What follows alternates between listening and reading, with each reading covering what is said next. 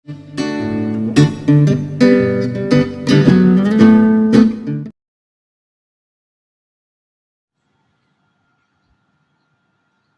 Two everyone.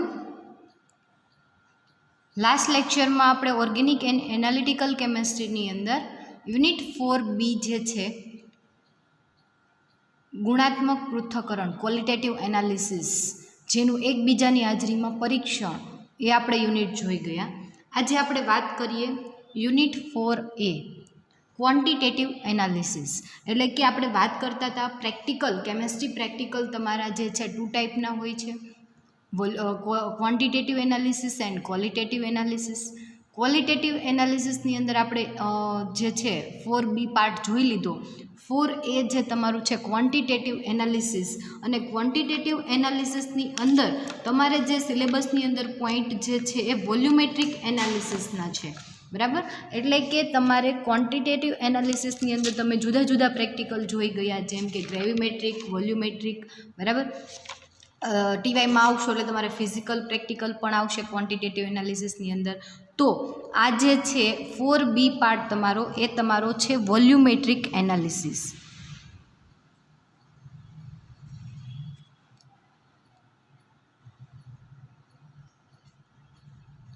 Volumetric analysis એટલે કે કદ માપક પૃથ્થકરણ. તમે જે પ્રેક્ટિકલ વોલ્યુમેટ્રિકના કરો છો એ સેમેસ્ટર 1માં પણ કરીને આવ્યા, સેમેસ્ટર 2માં પણ કરીને આવ્યા, સેમેસ્ટર 3ની અંદર પણ તમે વોલ્યુમેટ્રિક એનાલિસિસ જોઈ ગયા.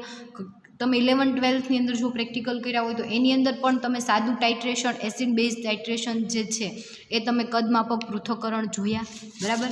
તો અહીંયા તમારે જે સિલેબસની અંદર પોઈન્ટ જે છે એ ટાઇટ્રેશન ઓફ વોલ્યુમેટ્રિક એનાલિસિસ, એટલે કે કદમાપક પૃથ્થકરણની અંદર તમારે જે ટાઈપ જોવાની છે ટાઇટ્રેશનની, એ છે, બરાબર. તો તમને ખ્યાલ હોય તો તમે ખાલી વોલ્યુમેટ્રિક એનાલિસિસ કદમાપક પૃથ્થકરણ જે છે એની અંદર તમને ખાલી એટલો જ ખ્યાલ હોય કે 2 દ્રાવણો આપેલા હોય, એક દ્રાવણ હોય એની તમને નોર્માલિટી એટલે કોન્સન્ટ્રેશન તમને ખબર હોય ને બીજાનું તમને ખબર ન હોય. એટલે કદમાપક પૃથ્થકરણની મદદથી તમે શું કરો તો કે અજ્ઞાત દ્રાવણની સાંદ્રતા તમે શોધો, બરાબર. તે કે માનો કે તમને કોઈ પણ 2 દ્રાવણ આપેલા હોય કે એક એસિડ છે અને એક બેઝ છે, બરાબર. બેમાંથી એકની તમને સાંદ્રતા ખબર હોય અને બીજાની સાંદ્રતા ન ખબર હોય તો તમે કદમાપક પૃથ્થકરણ એટલે કે ટાઇટ્રેશન દ્વારા, બરાબર, એસિડ બેઝ ટાઇટ્રેશન દ્વારા તમે શું કરો તો કે માનો કે એની તમને નોર્માલિટી ખબર હોય તો બીજા અજ્ઞાત દ્રાવણ જે બી છે એની તમે નોર્માલિટી ફાઇન્ડ કરો, કોન્સન્ટ્રેશન સાંદ્રતા જે છે એ તમે ફાઇન્ડ કરતા હોય, બરાબર. તો આ વોલ્યુમેટ્રિક એનાલિસિસની અંદર તમારે ટાઈપ જોવાની છે કે કેટલી ટાઈપના તમને ટાઇટ્રેશન આવી શકે, બરાબર. તો આ જે વસ્તુ છે તમારે થિયરીની અંદર તમારે ભણવાની છે, અને આ બધી જ વસ્તુ જે છે એ પ્રેક્ટિકલની અંદર પણ તમને પ્રેક્ટિકલ બુકમાં આપેલી છે, બરાબર. તો આપણે જોઈએ ટાઈપ ઓફ ટાઇટ્રેશન. તો તમે વોલ્યુમેટ્રિક એનાલિસિસની ટાઈપ જુઓ તો ફર્સ્ટ ટાઈપ જે છે એ ન્યુટ્રલાઇઝેશન ટાઇટ્રેશન, બરાબર. એટલે કે એસિડ બેઝ ટાઇટ્રેશન એવું પણ તમે એને કહી શકો, અથવા તો ન્યુટ્રલાઇઝેશન ટાઇટ્રેશન છે એવું તમે કહી શકો.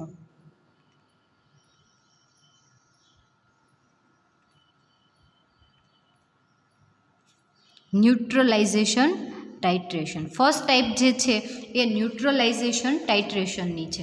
તો આની અંદર શું હોય કે તમને 2 દ્રાવણ આપેલા હોય, એક એસિડ હોય અને બીજું બેઝ હોય, તો તમારે એને શું કરવાનું હોય, ન્યુટ્રલાઇઝેશન કરવાનું હોય. જો તમને એસિડ જે છે એસિડ આપેલું, એસિડની તમને કોન્સન્ટ્રેશન ખબર હોય તો તમે બેઝની મદદ દ્વારા ન્યુટ્રલાઇઝેશન કરો, અને કેટલું બેઝ વપરાણું ન્યુટ્રલાઇઝેશન કરવા માટે એના આધારે તમે એ જે છે એ સોલ્યુશન એની તમે શું કરો, નોર્માલિટી ફાઇન્ડ કરો, સાંદ્રતા ફાઇન્ડ કરો, બરાબર. તો આ જે છે એને ન્યુટ્રલાઇઝેશન ટાઇટ્રેશન કહેવાય. ન્યુટ્રલાઇઝેશન ટાઇટ્રેશનની અંદર તમે કઈ રીતે તમે પ્રેક્ટિકલ કરી શકો તો કે એસિડ બેઝ ટાઇટ્રેશન.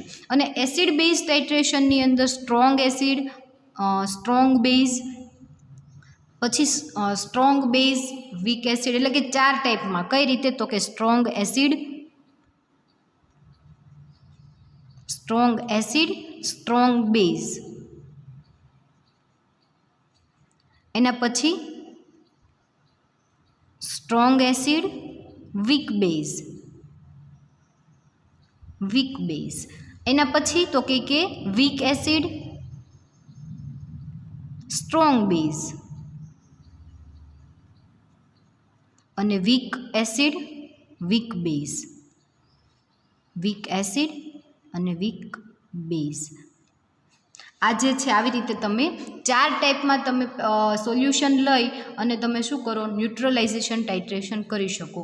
તો strong acid, strong base, strong acid, weak base, weak acid, strong base, weak acid, weak base, આ બધા જે છે એ ન્યુટ્રલાઇઝેશન ટાઇટ્રેશન, એમાં પણ એસિડ બેઝ ટાઇટ્રેશન જે છે એની તમને સોલ્યુશનને આધારે ટાઈપ થયા, બરાબર. તો એની અંદર તમે શું કરો, તો માનો કે સ્ટ્રોંગ એસિડ તમને ખ્યાલ છે, એસિડ H2SO4, એસિટિક HNO3, આ ત્રણેય જે છે કેવા છે, સ્ટ્રોંગ એસિડ છે. જ્યારે સ્ટ્રોંગ બેઝ તો કે સ્ટ્રોંગ બેઝ NaOH અને KOH એ બંને કેવા, સ્ટ્રોંગ બેઝ છે.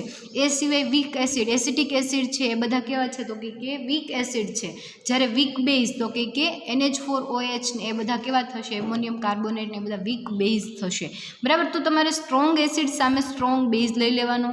માનો કે આપણે સ્ટ્રોંગ એસિડ HCl અને NaOH ની વાત કરીએ તો તમને માનો કે NaOH ની નોર્માલિટી ફાઇન્ડ કરવી છે, તમારે એની સાંદ્રતા ફાઇન્ડ કરવી છે, તો તમે શું કરશો, તો કે એક સોલ્યુશન બ્યુરેટમાં ભરી દેશો, એક સોલ્યુશન તમે નીચે ફ્લાસ્કની અંદર લેશો, કે જેની તમારે શું શોધવી છે, નોર્માલિટી સાંદ્રતા શોધવી હોય, એને તમે બીકરમાં લઈ અને સામે તમે જે સોલ્યુશન યુઝ કરો છો ટાઇટ્રેશન માટે HCl, તો તમે એની અંદર શું કરો, N1V1ના આધારે, N1V1 N2V2ના આ સૂત્રના આધારે કોઈ પણ અજ્ઞાત દ્રાવણ હોય બેમાંથી એકની તમે શું કરો, નોર્માલિટી ફાઇન્ડ કરો, સાંદ્રતા ફાઇન્ડ કરો. સેમ આ બધા જ જે છે એ તમારા ન્યુટ્રલાઇઝેશન ટાઇટ્રેશનની અંદર આવે, બરાબર. ક્યારેક તમને એક્ઝામમાં આની અંદરથી પૂછી દે કે સ્ટ્રોંગ એસિડ, સ્ટ્રોંગ બેઝનું ઉદાહરણ લઈ અને વોલ્યુમેટ્રિક એનાલિસિસ એટલે કે ન્યુટ્રલાઇઝેશન ટાઇટ્રેશન સમજાવો, તો આની અંદર તમે બધા ઉદાહરણ લઈ અને તમે આ ટાઇટ્રેશન સમજાવી શકો. કે તમારે શું કહેવાનું હોય કે ચલો તો કે એસિડ અને બેઝ તમે લઈ લીધા, સ્ટ્રોંગ એસિડ અને સ્ટ્રોંગ બેઝ, પછી તમારે કહેવાનું કે બધી પદ્ધતિ તમે જે જોયેલી છે સેમેસ્ટર 1 અને સેમેસ્ટર 2ની અંદર જે તમે વોલ્યુમેટ્રિક એનાલિસિસ જોઈને આવ્યા એ બધી કેવી છે, તો કે એસિડ બેઝ ટાઇટ્રેશનની તમારે હતી, બરાબર. એના પછી આપણે વાત કરીએ કે સેમેસ્ટર 3ની અંદર તમે જે વોલ્યુમેટ્રિક એનાલિસિસ જોયું એ કોમ્પ્લેક્સ ફોર્મેશન ટાઇટ્રેશન તમે જોયું, બરાબર. તો આપણે સેકન્ડ ટાઈપ જોઈએ એ કોમ્પ્લેક્સ ફોર્મેશન ટાઇટ્રેશન.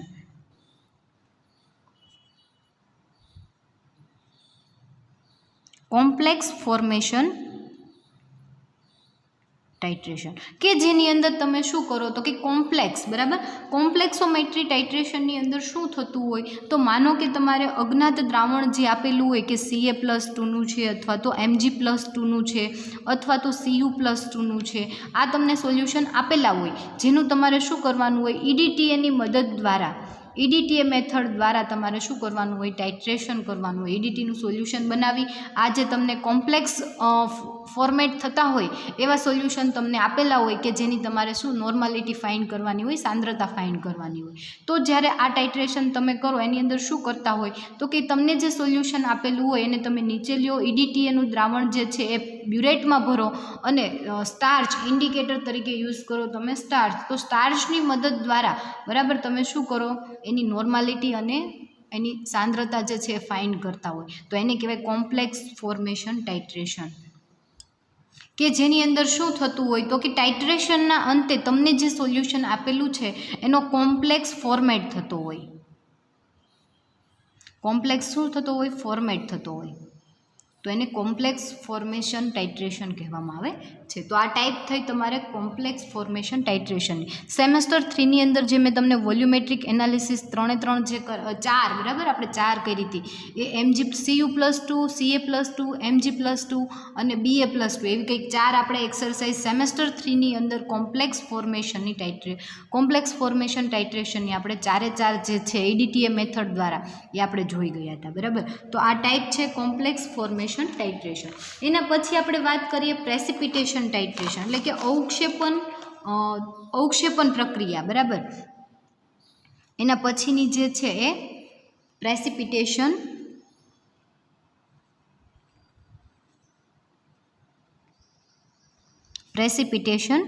ટાઇટ્રેશન.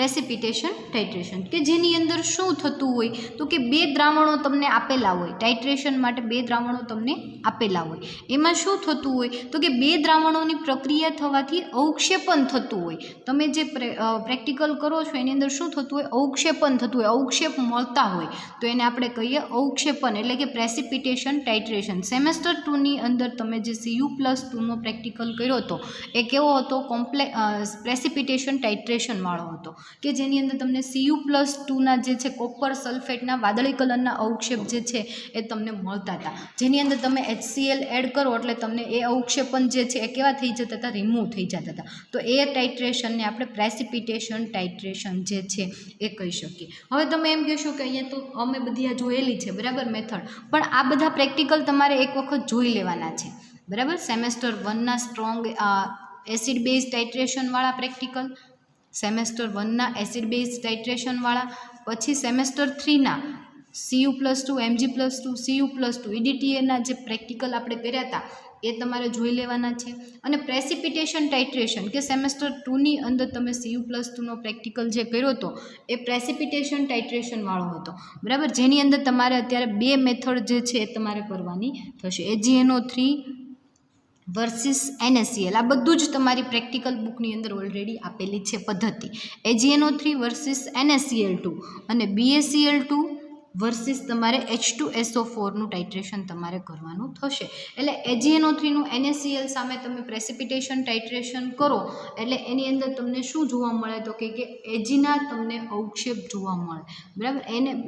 એની સેમ બીજી મેથડ કે BaCl2નું સોલ્યુશન તમને આપેલું હોય, H2SO4 સામે ટાઇટ્રેશન કરો એટલે તમને BaSO4ના જે છે અવક્ષેપ તમને જોવા મળે. તો એ જે છે એ પ્રેસિપિટેશન ટાઇટ્રેશનની અંદર આવે. કોમ્પ્લેક્સોમેટ્રી ટાઇટ્રેશન ની અંદર તમારે EDTA મેથડ જે છે એની અંદર તમારે અત્યારે બે પ્રેક્ટિકલ જોવાના છે, Ca+2 અને Mg+2. આ બંને પ્રેક્ટિકલ જે છે તમને પૂછી શકે, બરાબર. એટલે આ તમારું થશે પ્રેસિપિટેશન ટાઇટ્રેશન, કોમ્પ્લેક્સોમેટ્રી ટાઇટ્રેશન અને ન્યુટ્રલાઇઝેશન ટાઇટ્રેશન. એટલે આપણે કેટલી ટાઈપ જોઈ, ફર્સ્ટ ન્યુટ્રલાઇઝેશન ટાઇટ્રેશન એટલે કે એસિડ બેઝ ટાઇટ્રેશન, એના પછી કોમ્પ્લેક્સ ફોર્મેશન ટાઇટ્રેશન એટલે કે કોમ્પ્લેક્સ ફોર્મેટ થતો હોય એવો કોમ્પ્લેક્સોમેટ્રી ટાઇટ્રેશન, એના પછી પ્રેસિપિટેશન ટાઇટ્રેશન.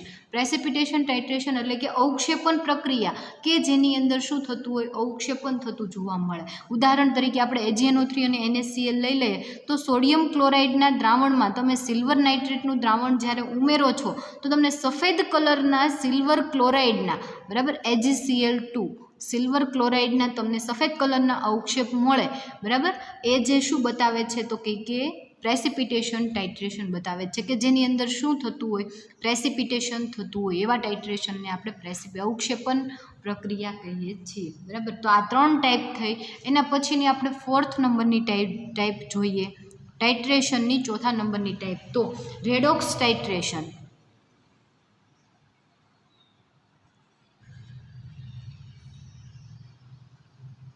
4th ટાઈપ જે છે એ કઈ તો કે રેડોક્સ ટાઇટ્રેશન. હવે આ રેડોક્સ ટાઇટ્રેશન છે એની અંદર શું થતું હોય તો કે ઓક્સિડેશન રિડક્શન પ્રક્રિયા થતી હોય. કેવી ઓક્સિડેશન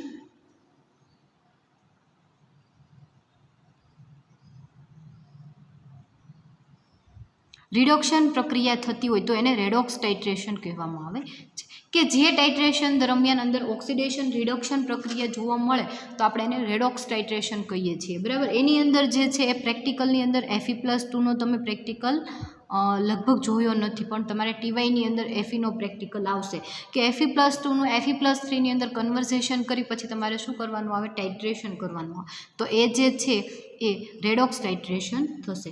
અને એના પછી ક્રોમિયમ અને મેંગેનીઝ જે છે એ બંનેનું ટાઇટ્રેશન પણ કેવું છે, રેડોક્સ ટાઇટ્રેશન છે.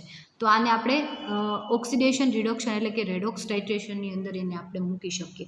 હવે શું થતું હોય તો કે રેડોક્સ ટાઇટ્રેશન દરમિયાન ઓક્સિડાઇઝિંગ એજન્ટ અને રિડ્યુસિંગ એજન્ટનો તમારે યુઝ કરવાનો થતો હોય, કે ઓક્સિડાઇઝિંગ એજન્ટ જે છે એને તમે બ્યુરેટમાં ભરો અને રિડ્યુસિંગ એજન્ટ જે છે એને તમે નીચેથી દ્રાવણની અંદર ફ્લાસ્કની અંદર લેતા હોય, બરાબર. તો એ જે છે એનું તમે ટાઇટ્રેશન કરો એટલે ઓક્સિડેશન રિડક્શન પ્રક્રિયા થતી હોય. હવે આપણે અહીંયા Fe+2 જ પ્રેક્ટિકલની વાત કરી લઈએ તો Fe+2 જે છે એ તમારે ફ્લાસ્કની અંદર એનું દ્રાવણ લેવાનું, ઉપરથી તમે H2SO4ની મદદ દ્વારા તમે એનું શું કરો, ટાઇટ્રેશન કરો, એટલે Fe+3ની અંદર કન્વર્ઝેશન થાય અને પછી એની અંદર એટલે કે Fe+2નું Fe+3માં ઓક્સિડેશન થાય અને પછી જે છે એ ટાઇટ્રેશન થાય. તો એને આપણે શું કહી શકીએ, ઓક્સિડેશન રિડક્શન ટાઇટ્રેશન, અથવા તો તમે એને રેડોક્સ ટાઇટ્રેશન છે એવું તમે કહી શકો. બરાબર. તો એની અંદર તમારે Fe+2, ક્રોમિયમ અને મેંગેનીઝ આ ત્રણ જે છે પ્રેક્ટિકલ તમને બુકની અંદર આપેલા છે, પ્રેક્ટિકલ બુકની અંદર. બરાબર. તો એ જે છે તમારે જોઈ લેવાના થશે. એના પછી આપણે વાત કરીએ કે ટાઇટ્રેશન દરમિયાન આપણે ઇન્ડિકેટરનો યુઝ કરતા હોઈએ. શેનો યુઝ કરીએ છીએ, તો કે ઇન્ડિકેટર. તો ઇન્ડિકેટર જે છે એ કેવી ટાઈપના ઇન્ડિકેટર તમે યુઝ કરો છો, તો મોસ્ટલી તમે જુઓ તો ફિનોપ્થેલિન, મિથાઇલ રેડ, પછી ઇરિયોક્રોમ, બ્લેક ટી, આ બધા જે છે તમે શું કરી ગયા, તો કે આ બધા ઇન્ડિકેટર જે છે એ તમે યુઝ કરી ગયા. તો ઇન્ડિકેટર જે છે એ એસિડ ઇન્ડિકેટર પણ હોઈ શકે અને બેઝ ઇન્ડિકેટર પણ હોઈ શકે. બરાબર. એસિડ બેઝ ઇન્ડિકેટર જે છે એ હોઈ શકે. એસિડ ઇન્ડિકેટર જે છે એસિડિક પણ હોઈ શકે અને બેઝિક પણ હોઈ શકે. એટલે કે એસિડ બેઝ ઇન્ડિકેટર, જેમાં ખાસ તમારે EBT એટલે કે ઇરિયોક્રોમ, બ્લેક ટી, એના પછી ફિનોપ્થેલિન,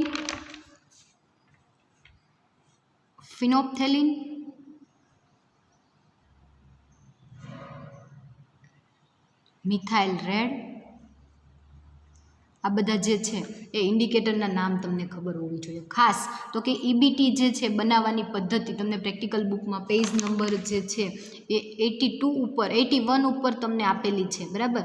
કે મેટલ આ જે છે EBT એ સૂચકનો યુઝ ક્યારે થાય, તો કે મેટલ આયન જે છે Fe ને Mn ને એ બધાના તમારે ટાઇટ્રેશન માટે શેનો ઉપયોગ થતો હોય, તો કે EBT સૂચકનો ઉપયોગ થતો હોય. તો ખાસ તમને એની બનાવટ ખ્યાલ હોવી જોઈએ. તો આજે તમારું યુનિટ જે છે યુનિટ 4B બહુ ઇઝી છે, કે જેની અંદર તમને શું પૂછી શકે, તો કે ન્યુટ્રલાઇઝેશન ટાઇટ્રેશન, જેની અંદર strong acid, strong base.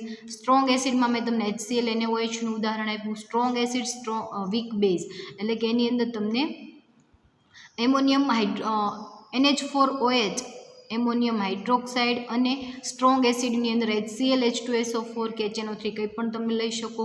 Weak acid અને સ્ટ્રોંગ બેઝ, વીક એસિડની અંદર એસિટિક એસિડ લઈ લો, સ્ટ્રોંગ બેઝની અંદર NaOH કે KOH લઈ લો. એ સિવાય વીક એસિડ અને વીક બેઝ, તો બંને વીક એટલે કે તમે અહીંયા એમોનિયમ હાઇડ્રોક્સાઇડ લઈ લો અને અહીંયા એસિટિક એસિડ લઈ લો. તો આ જે બધું ટાઇટ્રેશન છે એ બધા કેવા ટાઇટ્રેશન થશે, તો કે એસિડ બેઝ ટાઇટ્રેશન થશે, ન્યુટ્રલાઇઝેશન ટાઇટ્રેશન થશે. એના પછી આપણે કોમ્પ્લેક્સ ફોર્મેશન ટાઇટ્રેશન જોયું, પ્રેસિપિટેશન ટાઇટ્રેશન જોયું અને રેડોક્સ ટાઇટ્રેશન, અને ખાસ તમારે ઇન્ડિકેટર. આટલી વસ્તુ જે છે એનો તમને ખ્યાલ હોવો જોઈએ વોલ્યુમેટ્રિક એનાલિસિસની અંદર. બરાબર. તો આ તમારું યુનિટ 4A જે છે એ અહીંયા કમ્પ્લીટ થઈ જાય છે, જેની તમને આ બધી જ માહિતી જે છે એ પ્રેક્ટિકલની અંદર તમે પ્રેક્ટિકલ કરીને આવ્યા એટલે ઓલરેડી તમને ખ્યાલ છે. અને આ બધી જ વસ્તુ જો તમારે મટીરિયલ ફોર્મની અંદર જોતી હોય તો પ્રેક્ટિકલ બુકની અંદર 80 પેજ નંબર 80, 81 અને 82 નંબરના પેજ ઉપર આ બધું જ જે છે એ તમારું વોલ્યુમેટ્રિક એનાલિસિસનું બધું જ મટીરિયલ તમને એમાંથી મળી રહેશે. કે વોલ્યુમેટ્રિક એનાલિસિસ શું છે, કોને કહેવાય, neutralisation titration, complex formation, precipitation titration કોને કહેવાય. બરાબર.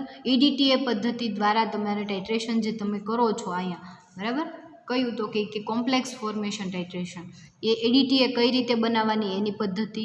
એ સિવાય કયું પ્રેસિપિટેશન ટાઇટ્રેશન કોને કહેવાય, એ બધું જ જે છે એ તમને આ પેજ નંબર એટલા ઉપર તમને મળી રહેશે. બરાબર.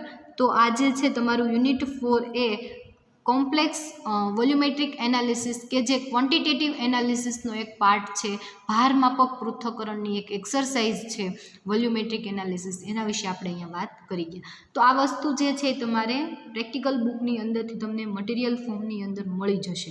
અને આ બધા જ પ્રેક્ટિકલ જે છે તમે ઓલરેડી જોઈ ગયા છો. બરાબર. કે સેમેસ્ટર 1 અને 2ની અંદર જે તમે જોયા એ ન્યુટ્રલાઇઝેશન ટાઇટ્રેશન કર્યા. પછી સેમેસ્ટર 3ની અંદર મેં જ તમને કરાવ્યા હતા CA, MG અને CU વાળા. બરાબર. એ જે છે કોમ્પ્લેક્સ ફોર્મેશન ટાઇટ્રેશન. એ પછી પ્રેસિપિટેશન ટાઇટ્રેશન, કે જેમાં AgNO3 અને BaCl2 વાળું આવે. અને એના પછી રેડોક્સ ટાઇટ્રેશન. આ જે છે બધા જ એ તમારે પ્રેક્ટિકલ બુકની અંદરથી પ્રેક્ટિકલ ખાલી જોઈ લેવાના થશે, બરાબર, કે જેની અંદર શું હશે, મેથડ હશે અને તમારે ગણતરી હશે ને એવું બધું હશે, એ તમારે એમાંથી જોઈ લેવાના કે કઈ રીતેની ગણતરી થાય ને એ બધું, બરાબર. તો આ મેઇન જે તમારું અહીંયા યુનિટ 4A, બરાબર, યુનિટ 4A વોલ્યુમેટ્રિક એનાલિસિસ એ કમ્પ્લીટ થઈ ગયું. તમારું 4B જે છે આપણે ક્વોલિટેટિવ એનાલિસિસનો તમને 4 ક્વેશ્ચન આઈએમપી જે છે 4 ક્વેશ્ચન આઈએમપી છે અને મોસ્ટલી એ તમારે પૂછાતા હોય, એટલે એ જે છે યુનિટ 4 અને 4B જે છે આખું યુનિટ એ તમારું એનાલિસિસનું છે, એનાલિટિકલ કેમિસ્ટ્રીનું છે, એ અહીંયા આપણું આખું કમ્પ્લીટ થઈ જાય છે. એ સિવાયના યુનિટ 1, 2 અને 3 આ 3 યુનિટ જે છે ઓર્ગેનિક કેમિસ્ટ્રીના છે, ખાસ કરી લેજો. અને જો ન સમજાય તો બધા ક્વેશ્ચન 2 વખત લખી લેવાના. ખાસ ઓર્ગેનિક કેમિસ્ટ્રી જે છે એ તમે સમજશો કે આપણે વાંચી લીધું અને આવડી ગયું તો એવી રીતે તમને આવડશે નહીં. રિએક્શન કદાચ સમજાઈ જશે, રાસાયણિક ગુણધર્મ યાદ રહી જશે, પરંતુ જ્યારે એક્ઝામ વખતે લખવા બેસશો ત્યારે ઓર્ગેનિક કેમિસ્ટ્રી તમને વાંચેલું યાદ રહેશે નહીં. એને તમારે ખાસ 2 વખત, 5 વખત, 7 વખત લખવું પડશે, બરાબર, ત્યાં સુધી તમને આવડશે નહીં. રિઝલ્ટ આમનામ આવશે નહીં, પાસ આમનામ થશો નહીં. ઓર્ગેનિક કેમિસ્ટ્રી વાંચીને ક્યારેય પાસ થવાતું નથી. એટલા માટે હજી ખાસ કહું છું, તમારી પાસે ટાઈમ છે, ઘરે બધા છો, ઘરે ટાઈમ છે તમારી પાસે, ખોટો ટાઈમ વેસ્ટ કરવો એની કરતાં બેટર કે તમારું જે આ કેમિસ્ટ્રી છે એમાં ખાસ ઓર્ગેનિક કેમિસ્ટ્રીના 3 યુનિટ જે છે એ તમારે કરી લેવાના. આ વખતે સેમેસ્ટર 4ની અંદર તમારું પેપર બહુ લેન્ધી છે. યુનિટ 1 જે છે તમારું 3 પાર્ટની અંદર ડિવાઈડ થયેલું છે, હિટ્રોસાયક્લિક કમ્પાઉન્ડ, પછી પોલીન્યુક્લિયર હાઇડ્રોકાર્બન અને રિએક્શન. યુનિટ 2 જે છે એની અંદર તમારે યુનિટ 2ની અંદર રીએરેન્જમેન્ટ, ઓર્ગેનિક કમ્પાઉન્ડ. યુનિટ 3 જે છે એલિસાયક્લિક કમ્પાઉન્ડ ને ફર્ટિલાઇઝર્સ. કેટલા બધા પાર્ટીશન થયા ખાલી 3 યુનિટની અંદર. એટલે આ બધું જ તમે જ્યારે યાદ રાખશો ત્યારે તમને બહુ ગોટાળા થશે, બહુ લેન્ધી પેપર છે. ખોટું બીવડાવતી નથી, પરંતુ તમારે કઈ રીતે અહીંયા અત્યારે તમારે કઈ રીતે પ્રિપરેશન કરવી એક્ઝામ માટે, એના માટે થઈને તમને ખાસ કહું છું કે તમને વાંચેલું યાદ નહીં રહે. કદાચ ફર્ટિલાઇઝર્સ યાદ રહી જશે, એલિસાયક્લિક કમ્પાઉન્ડનું યુનિટ યાદ રહી જશે, પરંતુ organic reaction, rearrangement, organic compound, heterocyclic compound, polynuclear hydrocarbon, આ બધા જ યુનિટ જે છે એ તમારે લખીને ખાસ કરવા પડશે, બરાબર. ત્યાં સુધી તમને એક પણ ક્વેશ્ચન જે છે એ યાદ રહેશે નહીં, બરાબર. એટલા માટે ખાસ કહું છું કે પેપર લેન્ધી છે, માર્ક ઓછા તમારા ન આવે, માર્ક તમારા કવર થાય એના માટે થઈ અને કેટી ન આવે એના માટે થઈને તમને ખાસ કહું છું કે આ પેપર જે છે બહુ લેન્ધી પેપર છે અને હજી તમારી પાસે પ્રિપરેશન કરવાનો ટાઈમ છે, બરાબર. એટલે ખાસ વેકેશન તમારે હવે પડશે, બરાબર. તમારે નોટિસે આવી જશે કે વેકેશન ક્યારે છે. તો વેકેશન દરમિયાન તમે ઘરે બેસીને વ્યવસ્થિત મહેનત કરો, લખો, 2 વખત લખો, 5 વખત ન લખો. ન સમજાય તો એની ટાઈમ મને કોલ કરો, ગમે ત્યારે તમે મને મેસેજ કે કોલ કરી શકો છો, બરાબર. વેકેશન દરમિયાન પણ, બરાબર, તમે વાંચતા હોય, કંઈ પણ ડાઉટ હોય, ન સમજાણું હોય કે મેડમની હેલ્પની જરૂર છે કે અહીંયા મેડમને આપણે ક્વેશ્ચન પૂછી લે, તો એની ટાઈમ તમે મને કોલ મેસેજ દ્વારા તમે મને પૂછી શકો છો. વેકેશન ટાઈમ દરમિયાન પણ તમારી પ્રિપરેશન જે છે વ્યવસ્થિત હોવી જોઈએ. ગમે ત્યાં હેલ્પની જરૂર પડે તો એની ટાઈમ મને કહો, બરાબર. બાકી તમારું આ પેપર જે છે લેન્ધી છે, એટલે ઘરે બેસીને વ્યવસ્થિત પ્રિપરેશન કરો અને તમારો ટાઈમ વેસ્ટ ન કરો. ઘરે છો, સેફ રહ્યો અને સાથે પ્રિપરેશન કરો. કેમ કે તમારે વેકેશન ખુલતા વેકેશને જે છે એ માનો કે તમારે 1 જૂનથી વેકેશન ખુલે છે તો તમારું પહેલા વીકની અંદર, જૂનના પહેલા વીકની અંદર જ તમારી જે છે એક્ઝામ હશે, બરાબર. વધીને તમારી 8 જૂન આજુબાજુ એક્ઝામ આવી જશે. કોઈ પણ જાતનું તમને અત્યારે માસ પ્રમોશન તમને મળી જશે કે એવી એક્સપેક્ટેશન રાખતા નહીં, બરાબર. કેમ કે તમારે લઈને ગમે ત્યારે એક્ઝામ આવી શકે અને એક્ઝામ દેવાની તમારે કમ્પલસરી થશે. એટલે તમારે લઈને પછી તમને એમ ન થાય કે મેડમે કીધું નહોતું, અમને ખ્યાલ નહોતો, સેમેસ્ટર 2માં માસ પ્રમોશન મળી ગયું હતું, પાસ થઈ ગયા હતા, પરંતુ આ સેમેસ્ટરમાં એવું નહીં થાય, બરાબર. તમારી એક પેપર સ્ટાઇલ જે છે, તમારી પેપર સ્ટાઇલ જે છે એ 70 માર્કનું પણ પેપર હોઈ શકે અને 42 માર્ક્સનું પેપર પણ તમારું હોઈ શકે, બરાબર. એટલે આ બંને પ્રિપેરેશનમાં રહેજો. 70 માર્કનું પેપર હશે તો 14 × 5 = 70, એટલે કે 14 માર્કના તમને 5 મોટા ક્વેશ્ચન હશે, જેની અંદર MCQ પણ હોઈ શકે, 1 માર્કના ક્વેશ્ચન પણ હોઈ શકે, 7 માર્કના, 8 માર્કના, ગમે એ રીતે તમને અહીંયા પૂછાઈ શકે. અને 42 માર્ક્સનું પેપર હશે તો તમારે 14 માર્કના 4 ક્વેશ્ચન હશે, બરાબર. એવી રીતે નહીં, 14 માર્કના તમારે 3 ક્વેશ્ચન હશે, એવી રીતે તમારે પેપર સ્ટાઇલ હશે. એટલે ખાસ યાદ રાખજો, ક્વેશ્ચન તમને કઈ રીતે પૂછી શકે એનો પણ તમને આઈડિયા છે. ઓલરેડી તમે 3 સેમેસ્ટર સુધી તમે અત્યારે એક્ઝામ આપીને આવેલા છો, એટલે એ પણ તમને વધારે આઈડિયા છે, એટલે મારે વધારે કહેવાની જરૂર નથી, બરાબર. કે 14 માર્કનો ક્વેશ્ચન હોય તો તમને A અને B પાર્ટ, ક્વેશ્ચન 1 A અને B પાર્ટ, આ 7 માર્કનો પણ હોઈ શકે, આ 7 માર્કનો પણ હોઈ શકે, બરાબર. અથવા તો આ 6 માર્કનો હોય, આ 9 માર્કનો હોય, એવી રીતે પણ તમને હોઈ શકે. આ 8 માર્કનો હોય, આ 6 માર્કનો હોય, 5 માર્કનો, 9 માર્કનો, એવી રીતે કોઈ પણ તમને A અને B ક્વેશ્ચન, એના અથવામાં A અને B ક્વેશ્ચન, એવી રીતે તમને પૂછી શકે. આ પેપર સ્ટાઇલ તમને ઓલરેડી 4 ક્વેશ્ચનની ખબર છે. જો તમારું 42 માર્કનું પેપર હશે તો તમને 4 ક્વેશ્ચન આપેલા હશે, જેમાંથી તમારે 3 એટેન્ડ કરવાના હશે. અને 70 માર્કનું પેપર હશે તો તમને બધા જ ક્વેશ્ચનની અંદર ઓરની અંદર ક્વેશ્ચન આપેલા હશે. એટલે ખાસ તમે આ જે છે એ સિલેબસ થોડો લેન્ધી છે, જેની અંદર યુનિટ 1 હિટ્રોસાયક્લિક, એની અંદર તમને બધા જ ક્વેશ્ચન જે છે IMP છે બધા જ પૂછાય એવા છે, એટલે બધા જ કરી લેવાના. એમાં પણ ખાસ પાયરાઝોલ, ઇમિડાઝોલ, પિરિડીન, આ બધા જે છે વારંવાર એક્ઝામમાં પૂછાતા હોય એવા ક્વેશ્ચન છે. યુનિટ 2ની તમને વાત કરું તો યુનિટ 1B, એની અંદર પોલીન્યુક્લિયર હાઇડ્રોકાર્બન છે, તો એ પોલીન્યુક્લિયર હાઇડ્રોકાર્બનની અંદર મોસ્ટલી રિપીટ થતા હોય એવા નેપ્થેલિન છે, પછી ડાયફિનાલેમાઇન, ટ્રાઇફિનાલેમાઇન, આ બધા ક્વેશ્ચન વારંવાર રિપીટ થતા હોય એવા ક્વેશ્ચન છે. એ સિવાય યુનિટ 1C કે રિએક્શન છે, તો 4 રિએક્શન IMP છે. તમારી પાસે કોઈ પણ જાતનો ઓપ્શન જ ન મળે કે એકના અથવામાં તમને એક રિએક્શન, એવી રીતે તમને દર વખતે 2 રિએક્શન તો હોય જ, તો 4માંથી તમારે 2 એટલે 50% તમને ઓપ્શનમાં ત્યાં નીકળી જાય, બરાબર. એટલે 4માંથી તો 2 તમને પૂછાય જ, એટલે તમારે 4 કમ્પલસરી કરવાની રહી રિએક્શન. એ સિવાય આપણે રીઅરેન્જમેન્ટની વાત કરીએ તો એમાં પણ તમારે વારંવાર એક્ઝામમાં દર વખતે આ 2 રિપીટ થતી હોય તો બીજી 2 રિપીટ થતી હોય, બરાબર. એવી રીતે 4માંથી 2 તો તમારે હોય જ છે, 2માંથી તમારે 1 કમ્પલસરી લખવાની હોય છે. એટલે 4માંથી તમને 1 રિએક્શન જે છે એ કમ્પલસરી લખવાની થશે. એટલે એ પણ તમારા માટે જે છે કોઈ પણ જાતનું ઓપ્શનમાં નીકળતું નથી, 4 રિએક્શન રીઅરેન્જમેન્ટ કરવાની રહી. એ સિવાય ઓર્ગેનિક કમ્પાઉન્ડ જોયા તો આપણે ડ્રગ્સ, ડાઈઝ અને ઇન્ડિકેટર્સવાળું વિટામિન C, તો એની અંદર જે છે એમાં પણ એવી જ રીતે છે, કોઈ પણ જાતની વસ્તુ તમને ઓપ્શનમાં નથી નીકળતી, એટલે એ પણ તમારે બધું જ કમ્પલસરી કરવાનું રહે. એ સિવાય એલિસાયક્લિક યુનિટ જે 3 એ તમારું જે જોયું એ પણ બહુ નાનું યુનિટ છે કે તમે એકવાર વાંચી નાખો એટલે આરામથી તમને યાદ રહી જાય, એમાં પણ વધારે મહેનત કરવા જેવી છે નહીં. ફર્ટિલાઇઝર્સનું યુનિટ 3B જે છે એની અંદર પણ મોસ્ટ IMP ક્વેશ્ચન, યુરિયાનું મેન્યુફેક્ચર, વારંવાર એક્ઝામમાં રિપીટ થતો હોય એવો ક્વેશ્ચન કે મેન્યુફેક્ચર યુરિયાનું જે છે, વારંવાર યુરિયાનું ઔદ્યોગિક ઉત્પાદન વારંવાર પૂછાતું હોય, એટલે એ પણ તમારે કરી નાખવાનું રહે. એ સિવાય તમારી ટાઈપ જે છે ફર્ટિલાઇઝર, ખાતરની ટાઈપ, એ બધી તમારે કરવાની રહે.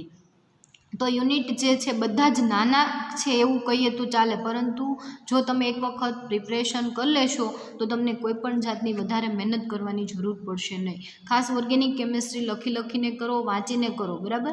અત્યારે તો હું તમને લાઈવ તમારી જોડે નથી, પરંતુ તો બી તમને હું એટલો ફોર્સ કરીને કહું છું કે તમારા માર્ક ક્યાંય કટ ન થાય, મેક્સિમમ માર્ક તમે કવર કરી શકો એવી પ્રિપરેશન કરો, બરાબર. અત્યારે તો તમે જો ઓનલાઈન છો એટલે તમને હું આવી રીતે તમને કહી શકું, બાકી તો તમે ઓફલાઈન હોય તો તમારી પાસે તો 2 વખત લખાવાની જ હતી બધા જ યુનિટ, બરાબર.